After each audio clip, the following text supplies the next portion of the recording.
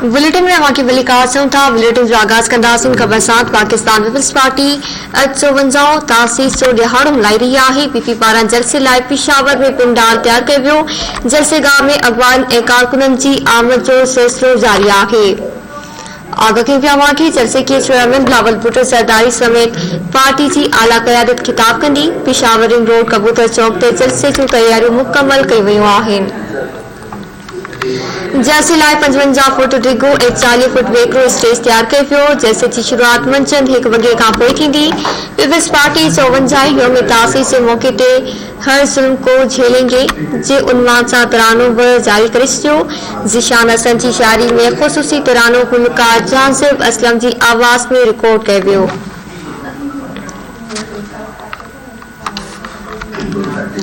आगाह कयूं पिया अवां खे पाकिस्तान पीपल्स पार्टी 54 तासीस जो ॾिहाड़ो मल्हाई रही आहे। पीपी पारां जलसे लाइ पिशावर में पिंडाल तैयार कयो वियो।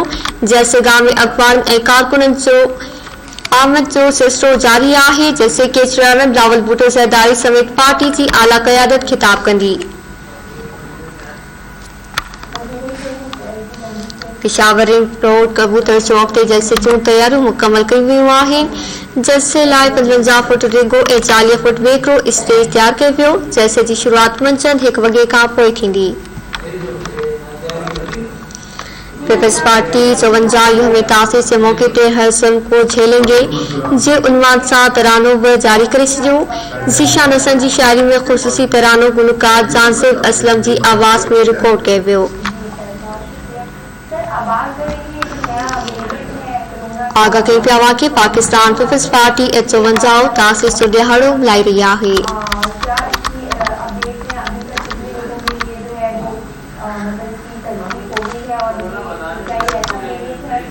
पीपी पारां जलसे लाइ पिशावर में पिंडाल तैयार कयो वियो। जलसेगाह में अख़बार ऐं कारकुननि जी आमद जो सिलसिलो जारी आहे। जलसे के चेयरमैन बिलावल भुट्टो ज़रदारी समेत पार्टी जी आला क़यादत ख़िताब कंदी। पिशावर रिंग रोड कबूतर चौक ते जलसे जूं तैयारियूं मुकमल कयूं वयूं आहिनि।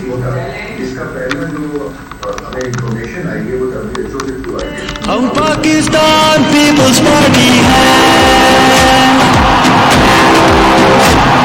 हम पाकिस्तान पीपल्स पार्टी हम पाकिस्तान पीपल्स पार्टी हम पाकिस्तान पीपल्स पार्टी हम पाकिस्तान पीपल्स पार्टी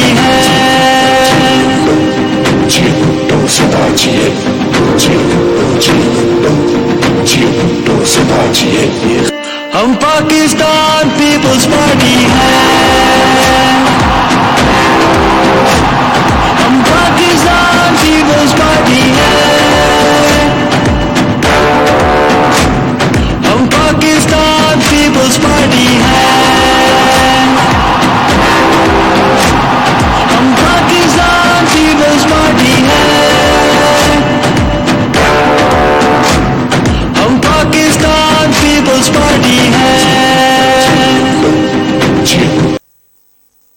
आगाह कयूं पिया पाकिस्तान पीपल्स पार्टी 152 तासीस जो ॾिहाड़ो मल्हाई रही आहे। पीपी पारां जलसे लाइ पिशावर में पिंडाल तैयार कयो पियो। जलसेगाह में अॻवान ऐं कारकुननि जी आमद जो सिलसिलो जारी आहे। जलसे के चेयरमैन बिलावल भुट्टो ज़रदारी समेत पार्टी जी आला क़यादत ख़िताब कंदी।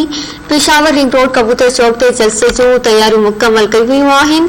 जलसे लाइ 55 फुट डिघो ऐं 40 फुट वेकरो स्टेज तैयार कयो वियो। जलसे जी शुरूआत मंझंदि 1 वॻे खां पोइ थींदी।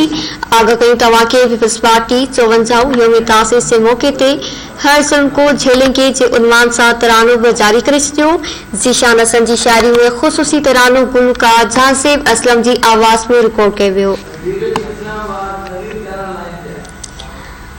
तफ़सील कंदासीं ब्यूरो चीफ इस्लामाबाद नसीर चारण खां। जी नसीर आगाह कजो। जी बिल्कुल, पीपल्स पार्टी जो अज 54 योम तासीस के हवाले से अज पेशावर में तारीखी जलसो थी रो है। मैं तक बुधाईंदो हाँ तो पीपल्स पार्टी जो अज योम 54 योम तासीस जो जलसो हो वो गुजरियल ॾींहं खां ही है सो वॾे तइदाद में न पर हज़ारनि ऐं लखनि जे तइदाद में सॼे मुल्क के कुंड समाज के कारकुन जियाला आहिनि पीपल्स पार्टी से मोहबत रखंदड़ आहिनि, चाह रखंदड़ आहिनि, उहे जेके आहिनि सो वॾे अंग में है सो पेशावर पहुचण शुरू थी आहिनि। गुज़िरियल राति खां ही है सो पेशावर के अमन चौक ते है सो वॾे तइदाद में न सिर्फ कारकुननि के पहुचण जो सिलसिलो जारी हो पर है सो उते वॾी तइदाद में आतिशबाजी जो भी गुज़िरियल राति है सो मुज़ाहिरो कयो। हिन वक्त भी है सो वॾे तइदाद में सॼे मुल्क में ख़ास तौर ते सिंध के कुंडपुर समाज के कारकुन पीपल्स पार्टी के जियाला आहिनि उहे वॾे अंग में रैलियुनि जे सूरत में अमन चौक जो पेशावर जो कबूतर चौक भी सॾियो वेंदो आहे उते पहुचण जो सिलसिलो है उहो शुरू थी वियो आहे। ऐं ॿिए तरफ़ मां तव्हांखे इहो ॿुधाईंदो आहियां त जेकी KPK जी सूबाई हुकूमत है उहा पीपल्स पार्टी जो में तासीस जो अॼु जलसो थी रहियो आहे पेशावर में उनखे रोकण के हवाले से मुख़्तलिफ़ हंधनि ते जेके आहिनि सो रुकावटूं पैदा की पियूं वञनि ऐं रुकावटूं खड़ी कयूं आहिनि। उन्हनि खे दूर करण के हवाले से जेके वॾे अंग में जेके पीपल्स पार्टी जियाला या कारकुन जेके रैली के सूरत में पहुची रहिया आहिनि उहे जेके न सिर्फ उन रुकावटुनि खे परे करे रहिया आहिनि पर वॾे जेको आहे सो जोश ऐं जज़्बे सां जीअं बुट जा नारा हणंदे ऐं गो इमरान गो जा नारा हणंदे अमन चौक जेको पेशावर जो तारीख़ी चौक है उते पहुची रहिया आहिनि। इन सां गॾोगॾु मां तव्हांखे इहो ॿुधाईंदो वञा त पीपल्स पार्टी जेकी मरकज़ी क़यादत है जंहिंमें पीपल्स पार्टी अॻूणो अपोजिशन लीडर ऐं पीपल्स पार्टी सीनियर अॻवान सैयद खुर्शीद अहमद शाह ऐं पीपल्स पार्टी जो कमर ज़मान कायरा उन सां गॾोगॾु Peoples Party general secretary Nayyar Bukhari ऐं सिंध जो वॾो वज़ीर सैयद कायम अली शाह इहे राति गुज़िरियल ॾींहुं ही जेको आहे सो पेशावर पहुची चुका हुआ ऐं जलसे जे जेको अॼु जेको जलसो कयो पियो उन तारीख़ी योम तासीस के हवाले से पीपल्स पार्टी तरफां उनजो इंतज़ाम जो जेको जाइज़ो हो राति वरितो वियो ऐं हिन वक़्तु भी जेको आहे सो वॾे तइदाद में न सिर्फ माण्हुनि पर पीपल्स पार्टी जे सां चाह रखंदड़ जेके हर शख़्स आहे हर मकतब फ़िक्र जा जेके माण्हू आहिनि उहे वॾे अंग में अमन चौक ते पहुची रहिया आहिनि। ऐं अॼु जेको महसूस ये थी रहियो आहे त अॼु जेको योम तासीस जेको जलसो पीपल्स पार्टी तरफां कयो पियो पेशावर में उहो यकीनन हिकु तारीख़ी जेको आहे सो जलसो हूंदो। उन सां गॾोगॾु पीपल्स पार्टी जेके जो मरकज़ी तर्जुमान आहे फैसल करीम कुंडी तरफां वीडियो पैगाम ज़रिए इहो मैसेज ॾिनो वियो आहे त अॼु जेके पार्टी जा जेके जियाला आहिनि या जेके पीपल्स पार्टी सां मोहबत रखंदड़ कारकुन आहिनि या शहीद भुट्टे जे अज़मत ऐं मंसूर ते हलंदड़ जेके माण्हू आहिनि उहे जेके आहिनि सो वॾे अंग में योम तासीस जे जलसे में जेको अॼु पीपल्स पार्टी तरफ़ मल्हाए पियो वञे उन में शरीक थी रहिया आहिनि। उन सां गॾोगॾु अॼु जेको पेशावर में अमन चौक ते जेको तारीख़ी जलसो थी रहियो आहे उन में सूबाई हुकूमत जेकी तब्दीली जे नारे ते हेठि आई हुई उहा जेको आहे सो रुकावटूं जेके आहिनि सो पैदा करे रहिया आहिनि पर फैसल करीम कुंडी सैयद खुर्शीद शाह जॾहिं जलसे जे इंतज़ाम जो जाइज़ो वरितो उन्हनि मीडिया सां ॻाल्हाईंदे इहो वाज़े कयो त हुकूमत चाहे केॾा बि रुकावटूं पैदा कनि पर पीपल्स पार्टी जा जियाला कारकुन उहे आहिनि जेके न सिर्फ़ डिक्टेटर सां महाॾो अटकाईंदा आहिनि पर कोड़नि ऐं फांसियुनि खां बि डिॼण वारा न आहिनि ऐं जेलनि में वञण खां बि डिॼण वारा न आहिनि। उहे जेके आहिनि हर क़िस्म जी जेके रुकावटूं जेकॾहिं सूबाई हुकूमत पैदा कंदी वेंदी खड़ी कंदी वेंदी उन्हनि खे हटाईंदे पंहिंजे पेशावर अमन चौक ते जेको तारीख़ी जलसो थी रहियो आहे उते पहुचंदा। उन सां गॾोगॾु न सिर्फ़ पीपल्स पार्टी जा हर कारकुन ख़ासि तौर ते जेके मासूम ॿार आहिनि उहे बि जेके आहिनि सो वॾे अंग में शरीक थी रहिया आहिनि ऐं औरतूं बि जेके आहिनि सो वॾे अंग में हिन तारीख़ी जलसे में शरीक थी रहियूं आहिनि। ऐं गुज़िरियल राति जेको जलसो माना ॾिसण में अची रहियो हो माण्हुनि जो ज़ूम ॾिसण में अची रहियो हो त हर माण्हू इहो ई चई रहियो हो त अॼु जेको पाकिस्तान पीपल्स पार्टी तरफ़ां 54 योम तासीस जे हवाले सां जेको पेशावर में तारीख़ी जलसो थी रहियो आहे उहो यकीनन हिकु तारीख़ी जलसो हूंदो ऐं शहीद ज़ुल्फ़िकार भुट्टो ऐं उनजे साथियुनि सां जेके मोहबत कंदड़ आहिनि पीपल्स पार्टी जा कारकुन या शहीद राणीअ सां मोहबत कंदड़ आहिनि जियाला उहे जेके आहिनि सो अॼु जलसे में ज़रूर शरीक थींदा। इन सां गॾोगॾु पंजाब मां बि जेके आहिनि सो पीपल्स पार्टी जा जेके कारकुन जियाला आहिनि उहे जेके आहिनि सो वॾी तइदाद में न सिर्फ़ चौधरी मंजूर कमर ज़मान कायरा हसन मुर्तज़ा उहे जेके आहिनि सो पंजाब मां कारकुननि जे रैलियुनि जी क़यादत कंदा पेशावर पहुची रहिया आहिनि ऐं सिंध मां बि जेके आहिनि सो कुंड मां वॾी तइदाद में जेके पीपल्स पार्टी जा जियाला कारकुन आहिनि उहे मरकज़ी अॻवाननि जे क़यादत में जेके आहिनि सो पहुची चुका आहिनि पेशावर ऐं पहुचण जो जेको सिलसिलो आहे हिन वक़्तु बि जारी आहे। वॾी महिरबानी नसीर सारण आगाह करण जे लाइ।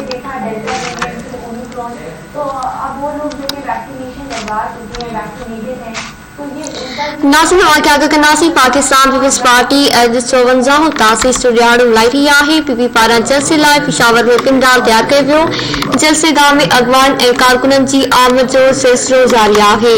जलसे के चेयरमैन बिलावल भुट्टो ज़रदारी समेत पार्टी जी आला क़यादत ख़िताब कंदी। पेशावर रिंग रोड कबूतर चौक ते जलसे जूं तैयारियूं मुकमल कयूं वयूं आहिनि।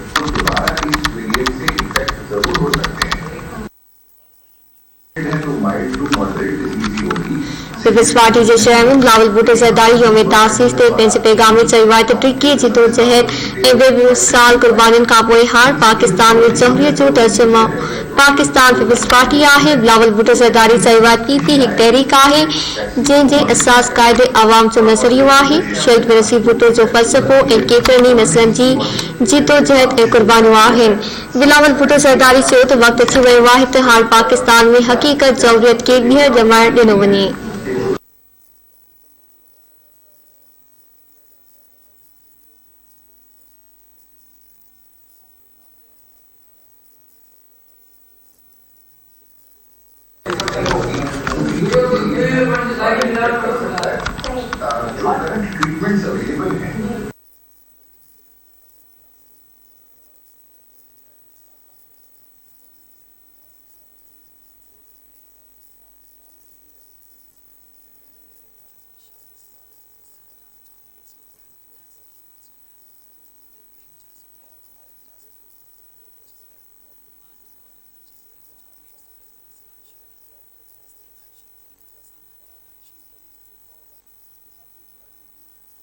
पार्टी के चेयरमैन बिलावल भुट्टो ज़रदारी यौम तासीस ते पंहिंजे पैगाम में चयो आहे त टिकी जदीद ऐं बेमिसाल कुर्बानियुनि खां पोइ हाणे पाकिस्तान में जमहूरियत जो तर्जुमो पाकिस्तान पीपल्स पार्टी आहे।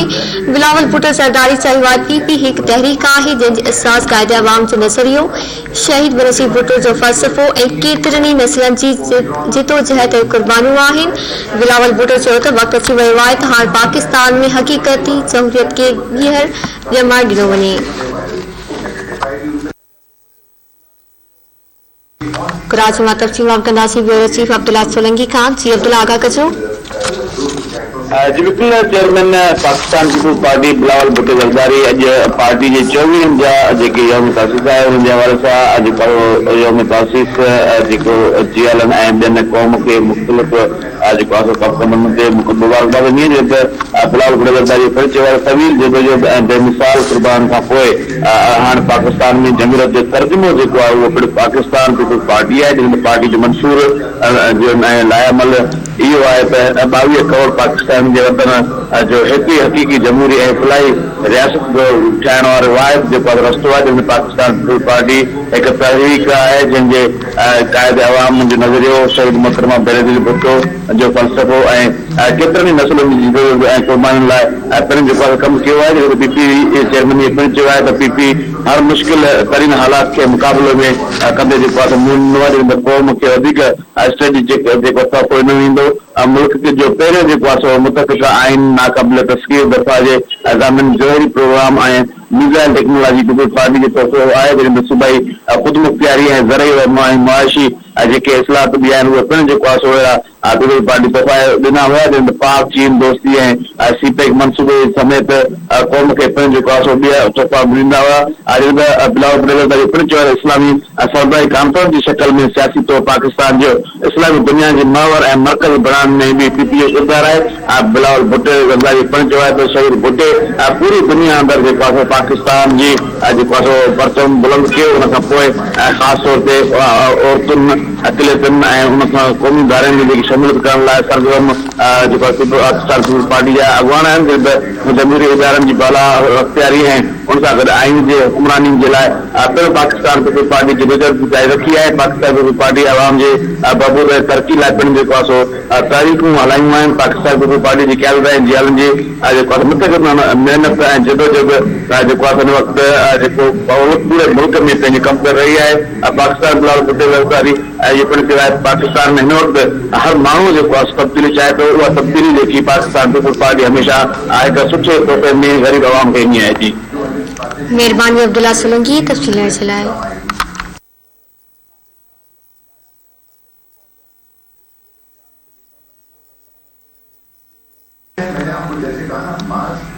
distancing